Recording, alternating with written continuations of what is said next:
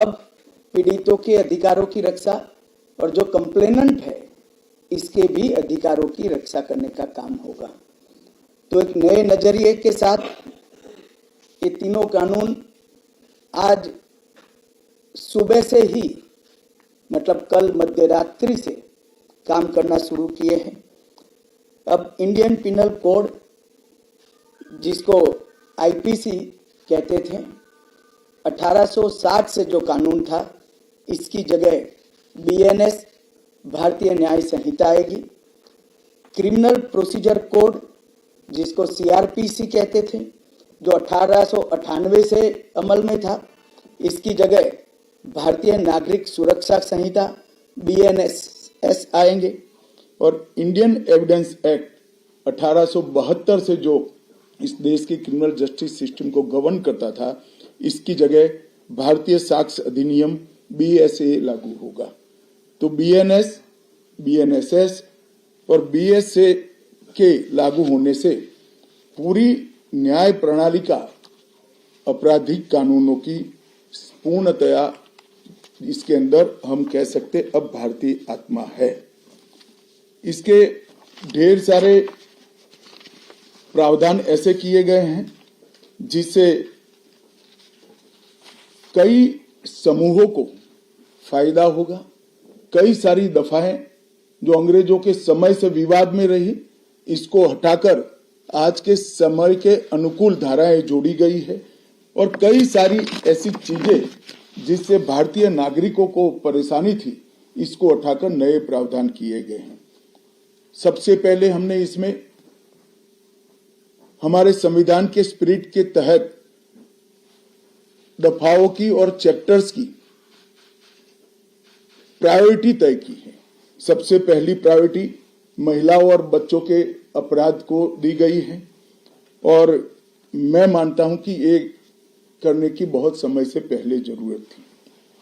एक पूरा अध्याय इसमें जोड़ा गया है जिसमें 35 धाराएं हैं और 13 प्रावधान हैं जिसमें गैंग रेप के लिए अब 20 साल की सजा या तो कारावास, आजीवन कारावास, नाबालिग के साथ बलात्कार में मौत की सजा, झूठा वादा पहचान छिपाकर शोषण करने वालों के लिए भी अलग से अपराध बनाया गया है। पहले सुप्रीम कोर्ट के जजमेंट से चलता था।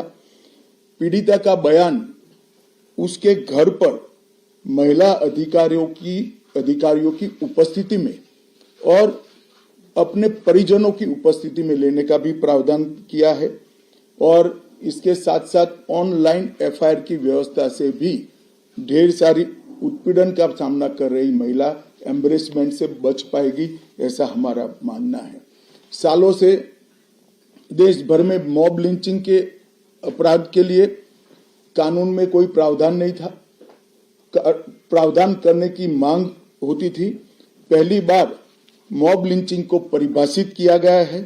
नस्ल, जाति, समुदाय, लिंग, जन्म स्थान, भाषा और अन्य कारणों से जो मॉब लिंचिंग होता है इसमें 7 वर्ष के कारावास से लेकर मृत्यु की सजा और आजीवन कारावास तक इसके अंदर जोड़ा गया है।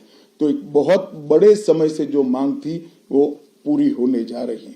रात 2 एक ऐसा कानून था जो अंग्रेजों ने अपने शासन की रक्षा के लिए बनाया, चाहे महात्मा गांधी हो, चाहे तिलक महाराज हो, चाहे सरदार पटेल हो, सभी लोग यही कानून के तहत 6-6 साल की सजा काटे थे। इसी कानून के तहत केसरी पर प्रतिबंध लगाया गया था। वो अपने राज्य की सुरक्षा के लिए अंग्रेजों ने बनाया हुआ कानून था। राजद्रोह को हमने जड़ से समाप्त कर दिया है और देश विरोधी हरकतों के लिए नई धारा लेकर आए हैं। पहले सरकार के खिलाफ स्टेटमेंट देना गुनाह था, अब भारत की एकता और अखंडता को क्षतिग्रस्त करने के लिए ये कानून अमल में आएगा।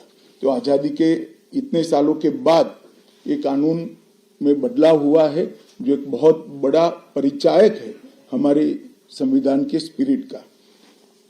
मैं आप सभी के सामने बड़े विश्वास के साथ कहता हूं कि ये तीनों कानूनों के पूर्ण स्पिरिट के साथ देश भर में लागू होने के बाद ये कानून सबसे आधुनिक न्याय प्रणाली का सर्जन करेंगे। टेक्नोलॉजी को हमने न केवल अपनाया है, आने वाले 50 सालों तक टेक्नोलॉजी में जो भी अनुसंधान होने की संभावनाएं हैं, इस सबको कानून के अंदर हमने व्याख्या के तौर पर समाहित किया है, जैसे आने वाले समय में भी जो अनुसंधान होंगे वो व्याख्यायित किए गए। ये विश्व की सबसे आधुनिक न्याय प्रणाली बनेगी, इसका मुझे विश्वास है। कंप्यूटराइजेशन की प्रक्रिया ऑलरेडी पूरी हो गई है। 99.9% थाने कंप्यूटराइज हो चुके हैं। ई रिकॉर्ड जनरेट करने की प्रक्रिया भी हमने 2019 से ही चालू कर दी थी। 0 एफआईआर, ई एफआईआर, चार्जशीट और जवाब, ये सभी डिजिटल होगा। किसी को बड़े बड़े जेरोक्स निकालकर करने की जरूरत नहीं है। 1 लाख पेज की चार्जशीट भी एक छोटे से पेन ड्राइव से जजेस के सामने जाएगी और पक्षकर्ताओं को दिए जाएगी। 90 दिन के अंदर इस कानून में पीड़ित को, जिन्होंने न्याय की गुहार की है, उनको अपने केस का प्रोग्रेस ऑटोमेटिकली ऑनलाइन भेजा जाएगा। हमने इसके अंदर 7 साल और उससे ज्यादा सजा वाले सभी गुना में फॉरेंसिक की टीम की विजिट को कंपलसरी कर फॉरेंसिक एविडेंस को कानूनी जामा पहनाने का काम किया है। मैं मानता हूं कि इससे बहुत फायदा होगा। दोष सिद्धि का प्रमाण हम बहुत आगे तक ले जा पाएंगे। साक्ष्यों की रिकॉर्डिंग और जांच पड़ताल में रिकॉर्डिंग की अनुमति दी है। वीडियोग्राफी को सर्च और सीजर के वक्त पर अनिवार्य किया है, जिससे किसी को फंसाने की कोई साजिश न हो पाए। ई बयान बलात्कार की पीड़िता का या छेड़खानी की पीड़िता का ई बयान को भी कानूनी माना गया है और कोर्ट में ऑडियो वीडियो के माध्यम से पेशी करने का भी प्रावधान हमने किया है। ई पेशी में गवाह, आरोपी, विशेषज्ञ और पीड़ित सभी को कानूनी जामा पहनाने का काम किया है। इसमें जो फॉरेंसिक विजिट को अनिवार्य बनाया गया है, इसको हमने दूरदर्शिता पूर्वक काम कर नेशनल फॉरेंसिक साइंस लेबोरेटरी 2020 में बनाकर इसके लिए ट्रेन मैन पावर का सर्जन का काम ऑलरेडी कर चुके हैं।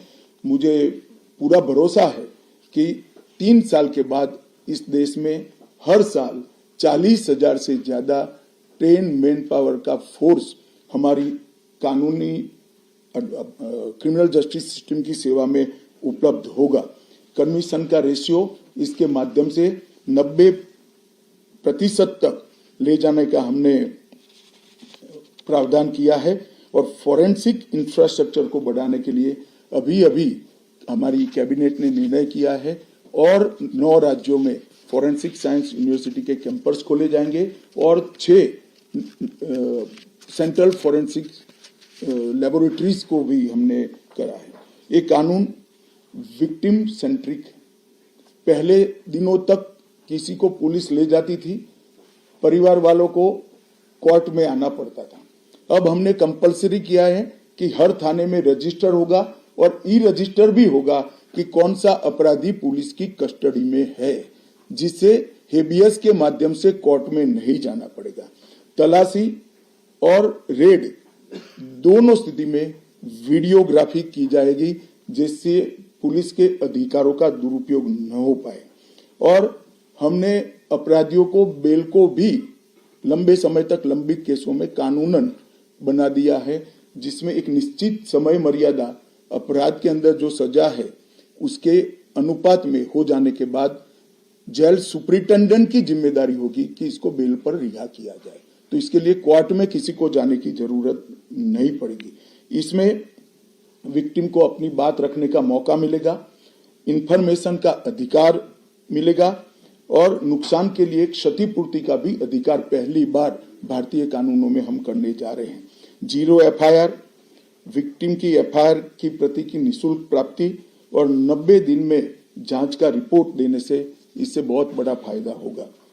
समय पर न्याय लगभग 35 न्याय प्रणाली की 35 धाराओं में हमने समय मर्यादा निश्चित की है और ये टेक्निक के आधार पर प्रोसीडिंग्स होने के कारण भी समय पर न्याय मिलेगा।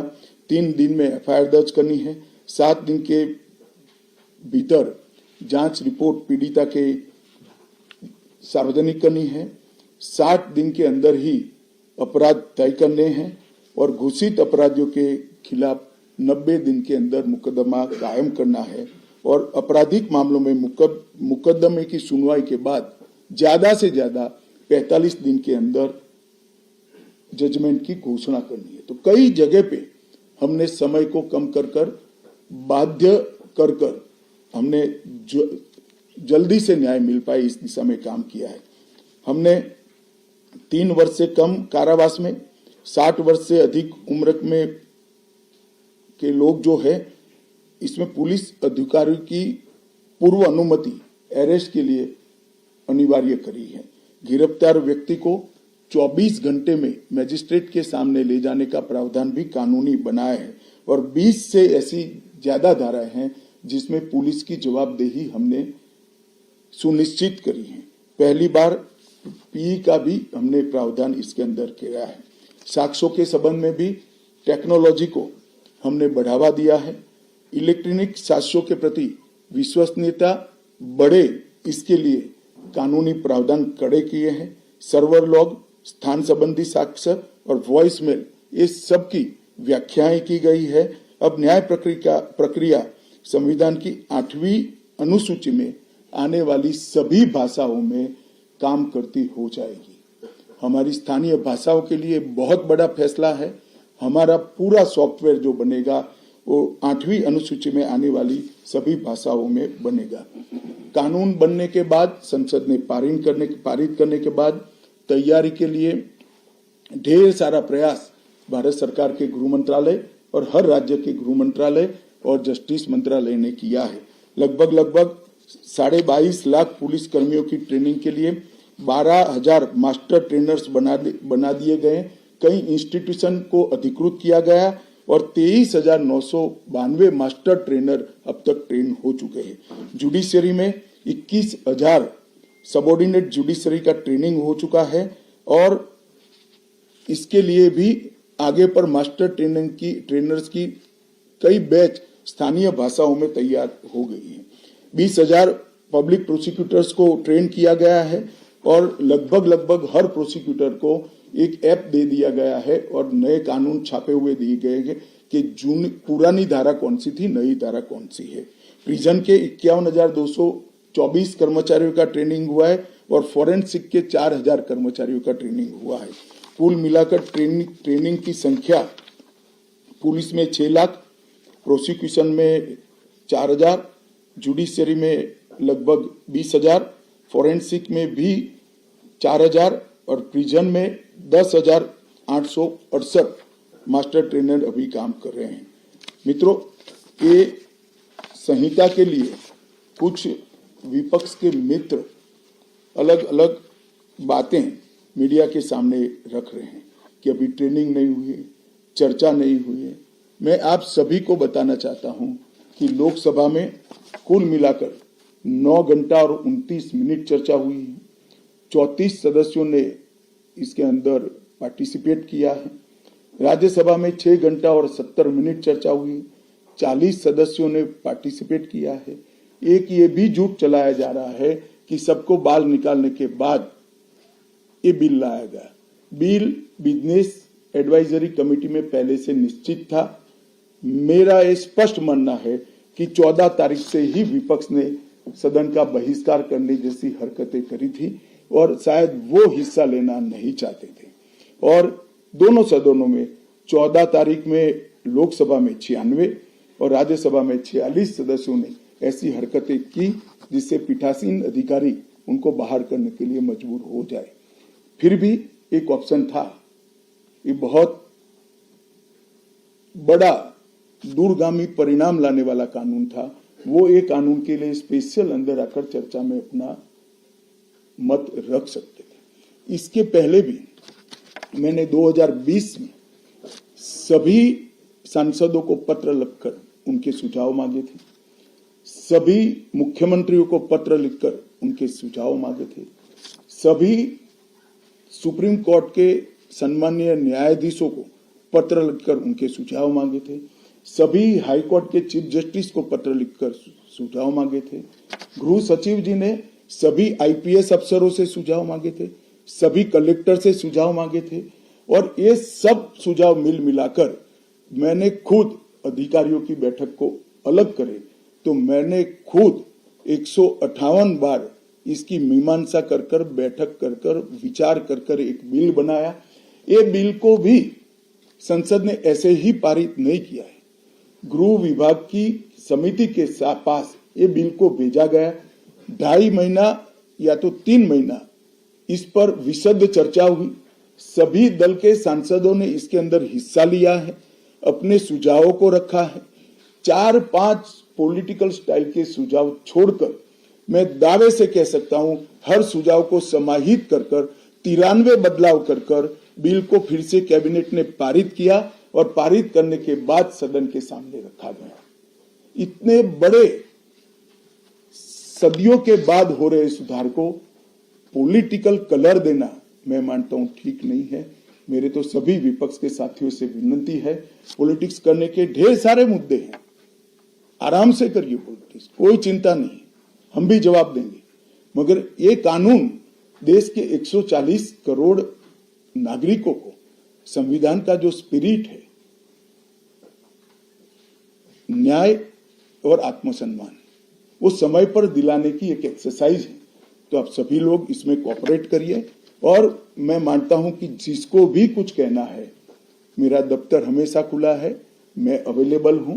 मिलने से पहले रोड पर जाना मैं मानता हूं ठीक नहीं है। चर्चा करनी चाहिए, कुछ भी हो बात करनी चाहिए। और मेरा स्पष्ट मत है जो मैं आज बेबाक तरीके से आप लोगों के सामने रखना चाहता हूं, रिकॉर्ड के आधार पर कह सकता हूं, मैं भारत के आजादी के बाद किसी भी कानून पारित कराने के लिए इतनी लंबी चर्चा का प्रोसेस नहीं हुआ है। ये मैं रिकॉर्ड पर कहने के लिए तैयार हूं। 4 साल तक इस कानून पर विचार हुआ और अगर आपको अभी भी कुछ कहना है तो आप जरूर आइए, मैं सुनने के लिए तैयार हूं। मगर कृपया इस कानून को पब्लिक तक इसकी सेवा करने देने का मौका देना चाहिए। समय पर न्याय मिलेगा तो देश का भला होगा। संविधान की सुरक्षा और आत्मसम्मान की भावनाओं को नागरिक प्राप्त कर पाएंगे तो देश का भला होगा। और सबसे बड़ा बदलाव है, हमने थोड़े धैर्य के साथ टीथिंग प्रॉब्लम को देश की जनता ने भी बड़े धैर्य के साथ लेकर सिस्टम को सुधारने का मौका देना चाहिए। और मैं सभी दलों से भी कहना चाहता हूं कि राजनीति से ऊपर उठकर आप इसका समर्थन करिए और जो भी सुझाव जनता के हित में है लेकर आइए। हम इस पर चर्चा करने के लिए तैयार हैं। आप लोगों के मन में कोई बात है तो आप जरूर पूछ सकते हैं। सर, मैं नीरज पांडे हूं, एबीपी न्यूज से। मेरा सवाल है सर, पहले के कानून में किसी भी आरोपी को जब गिरफ्तार किया जाता था तो 15 दिन के रिमांड की व्यवस्था थी। अभी जो नया कानून था उसमें गिरफ्तारी के 60 दिनों तक कभी भी या तो एक काफी आदेशों में बुलाकर रिमांड लिया जा सकता है। इससे फायदा क्या होगा? नहीं, मैं आपको समझाता हूं। ये भ्रांति फैलाई गई है कि रिमांड का समय बढ़ाया गया है। मैं स्पष्ट कर देना चाहता हूं कि नए कानूनों के तहत, बीएनएस के तहत रिमांड का समय 15 दिन का ही है।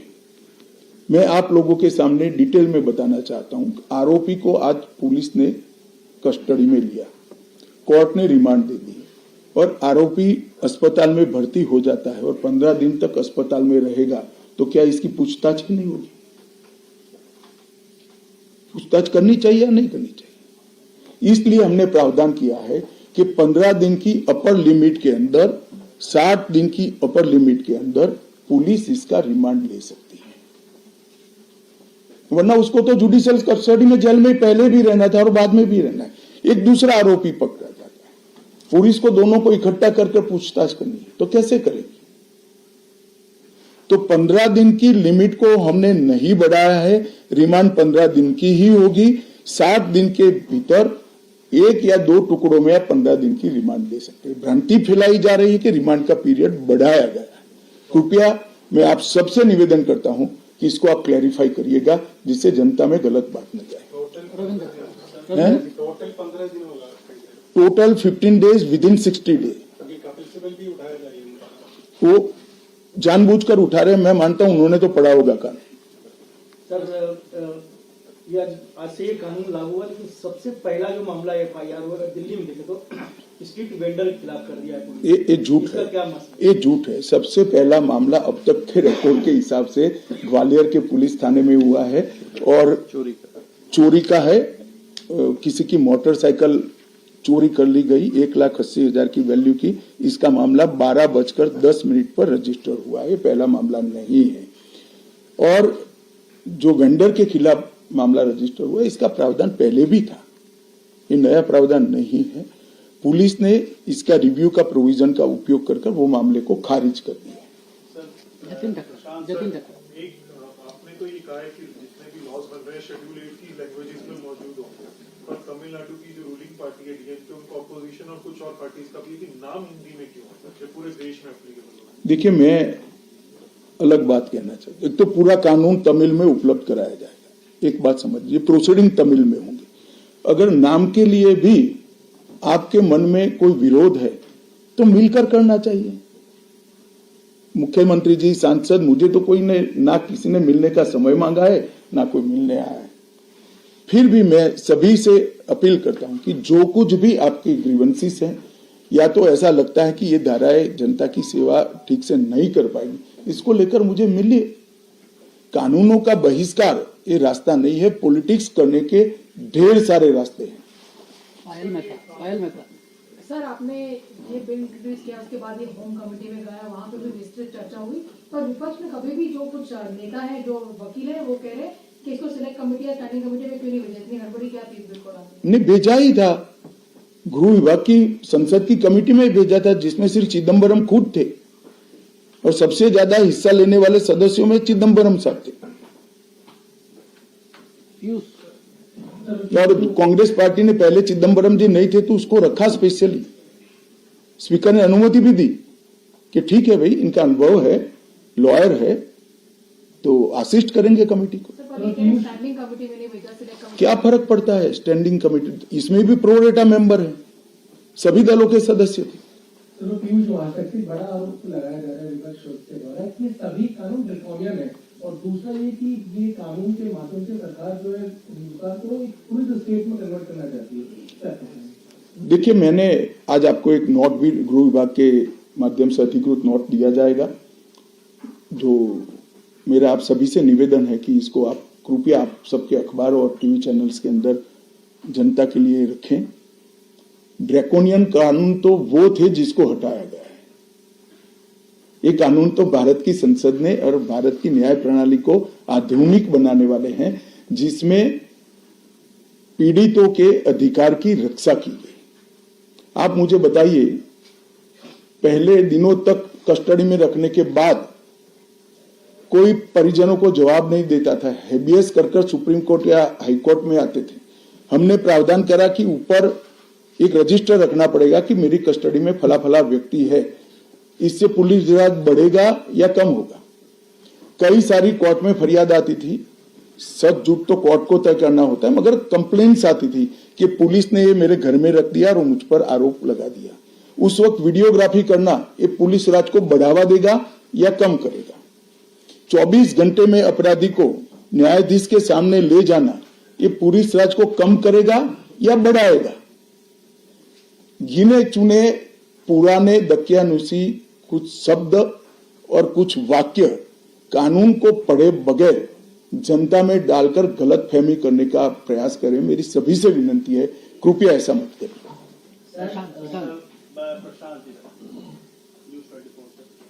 सर, मेरा सवाल ये है कि आप जो कंप्लेनेंट FIR लॉन्च करें, एंड रिजल्ट में उसको जो रिलीज चाहिए, लंबी लड़ाई होती है, उसके नीचे जो काम करने वाला सिस्टम का ढांचा तो वही है, उसको कैसे उस पर? ऐसा नहीं है, सिस्टम के ढांचे पर कोई समय मर्यादा तय नहीं थी। अब पुलिस से लेकर जुडिशरी तक सबकी समय मर्यादा तय हुई है और टेक्नोलॉजी का हम उपयोग कर रहे हैं। आप बेंगलुरु गए हो, आपका गवाही का दिन है, तो बेंगलुरु से आप गवाही दे सकते हो, कोर्ट में जाने की जरूरत नहीं है। मगर ये पूरी प्रक्रिया को अप्लाई होते होते, टेक्नोलॉजिकल अपग्रेडेशन और सारे होते होते 3 या 4 साल लगेंगे। मैं आपको और आपके माध्यम से देश की जनता को विश्वास दिलाना चाहता हूं कि ये कानूनों के पूर्ण इम्प्लीमेंटेशन के बाद किसी भी एफआईआर का सुप्रीम कोर्ट तक 3 साल के अंदर न्याय मिलने की प्रक्रिया पूरी हो जाएगी। और मैं सोच समझ कर कह रहा हूं इसको। जी, मैं रविकांत हूँ, टाइम्स ऑफ भारत से। सर, तीनों कानून लागू हो गए, इम्प्लीमेंट हो गए हैं, तो आपको क्या लगता है कि ये ऑपोजिशन जानबूझकर किस तथ्यों के आधार पर विरोध करे या सिर्फ राजनीति के लिए मामला उठाया जा रहा है?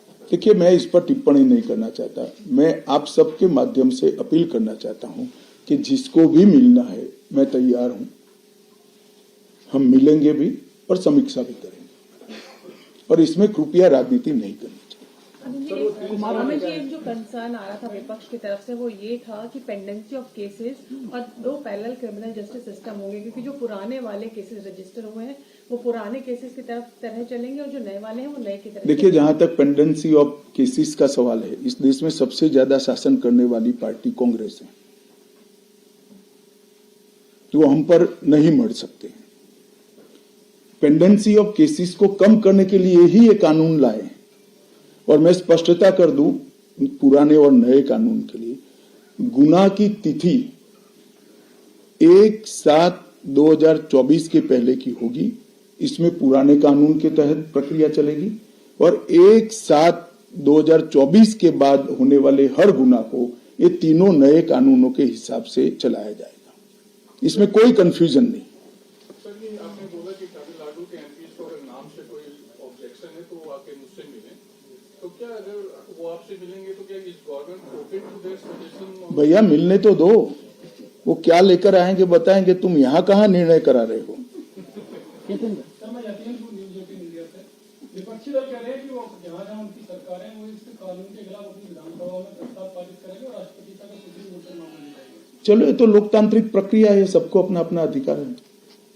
सर, आप कोई सर, इसमें एक जो बात कही जा रही है कि टेक्नोलॉजी का इस्तेमाल होगा और हर थाने तक उनको टेक्नोलॉजी दिया जाएगा, लेकिन अभी भी बहुत सब थानों में ये पहुंचा नहीं है, तो कैसे? देखिए, जहां तक थानों का सवाल है, हम 4 साल से काम कर रहे हैं, पूर्णतः नहीं पहुंचाऊंगा, मैं इस बात को स्वीकार करता हूं। इसीलिए इस कानून में हमने प्रोविजन रखा है कि एक थाना कंप्लीट होता है तो उसको आप नोटिफाइड कर सकते हो, एक कोर्ट कंप्लीट हो जाए तो इसको, फिर पूरी तहसील, फिर पूरा डिस्ट्रिक्ट और फिर पूरा स्टेट, कई सारे स्टेज में इसकी न्यायिक प्रक्रिया को नोटिफाइड करना है। जहां तक बीएनएस का सवाल है, भारतीय न्याय संहिता का सवाल है, दफाई लगाने का सवाल है, ये पूरे देश में लागू हो जाए।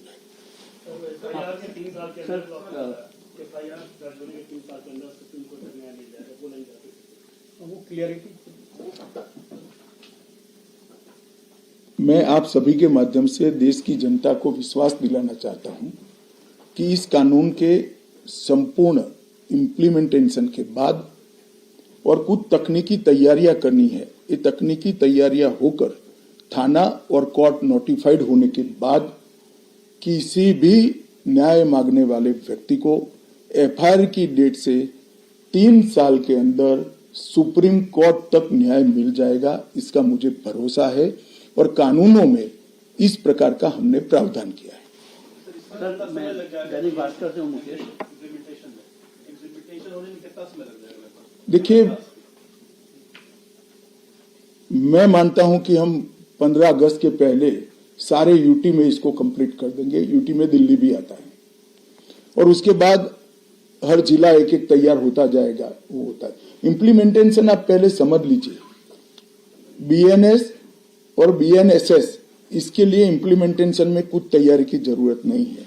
जहां तक बीएसए, भारतीय साक्ष्य अधिनियम है, इसके लिए कोर्ट में काफी सारी तैयारी करनी है, मगर 2020 से ही सुप्रीम कोर्ट के साथ चर्चा कर सुप्रीम कोर्ट मॉडर्नाइजेशन का एक बड़ा प्रोग्राम ली है, और वहां पर भी काफी सारा काम हो चुका है, सॉफ्टवेयर भी तैयार हो चुके हैं। सर, भास्कर से मैं मुकेश एक डिस्क्रिपेंसी है कि पुराने कानून में ये प्रोविजन था कि अगर कोई पुरुष के साथ दुराचार करता है तो उसका सेक्शन 377A था, वो खत्म हो गया, लेकिन उसके बाद कुछ मामले ऐसे आ गए हैं जो इस तरह के केस दर्ज हुए। क्या कोई संशोधन का प्रस्ताव है? संशोधन तो नहीं, मगर इसमें सुप्रीम कोर्ट का एक जजमेंट भी है, इसके इंटरप्रिटेशन का सवाल है। हम सुप्रीम कोर्ट से चर्चा जरूर करेंगे इसमें।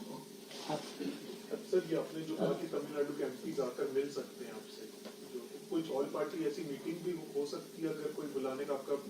ऑलरेडी हो चुकी है, ऑल पार्टी कमेटी में होती ही है। और आपको सबसे पहले बड़ी संशय लगता है, आप मिल जाओ मुझे अकेले।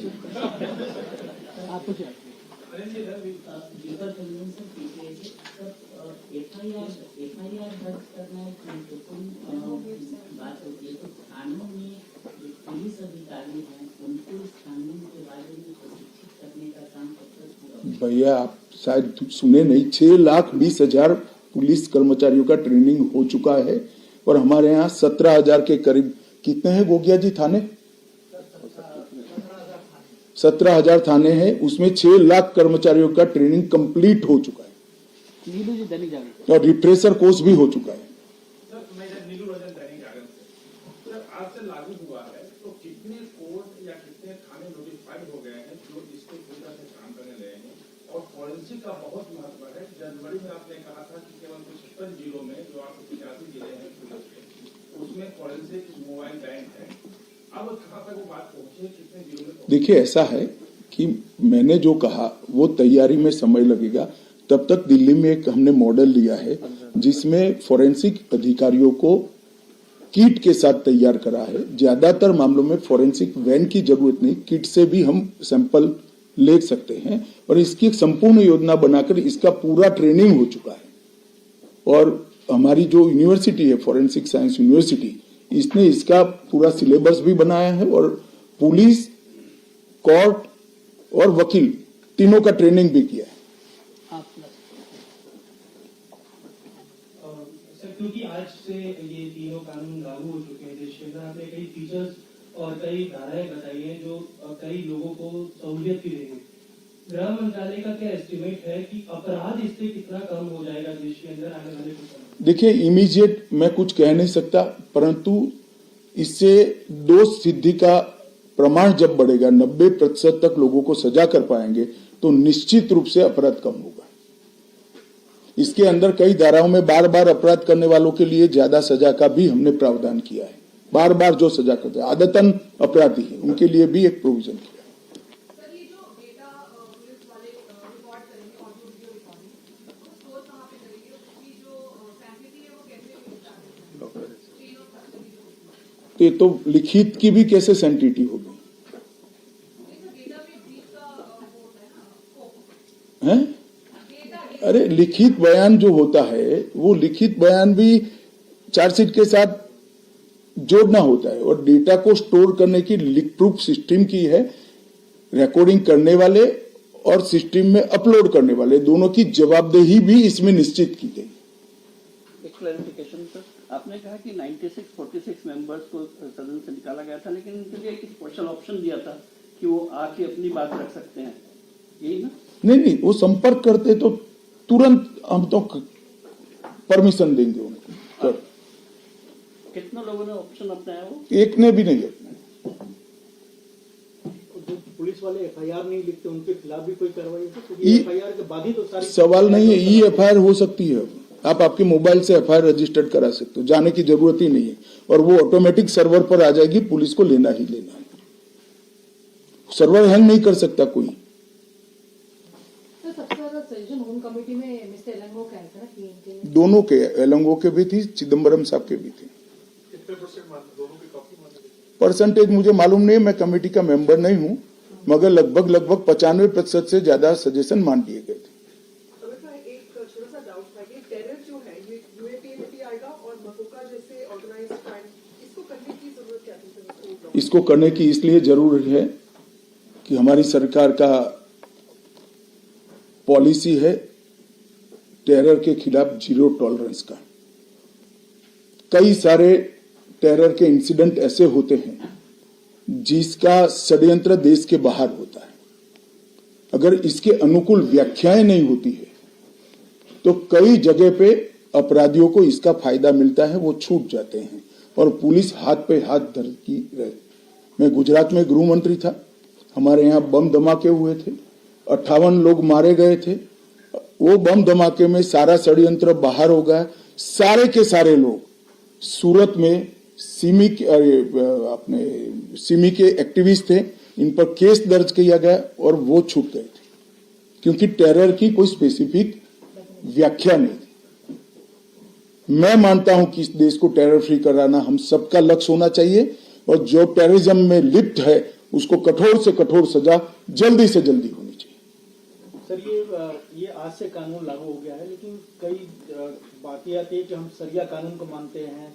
लोग पिटाई जिस तरह से बंगाल में पुराने हुआ है, तो ये नया कानून उस पर लागू होगा या पुराना ही कानून से बंगाल वाला घटना की जांच होगी? सर, मैंने स्पष्ट कर दिया, कल मध्य रात्रि से मतलब 7/1/2024 से जितनी भी हिंसक घटनाएं होगी या आपराधिक घटनाएं होगी उसका रजिस्ट्रेशन नए कानून के हिसाब से भी होगा और प्रोसिक्यूशन की प्रक्रिया भी नए कानून के हिसाब से होगी।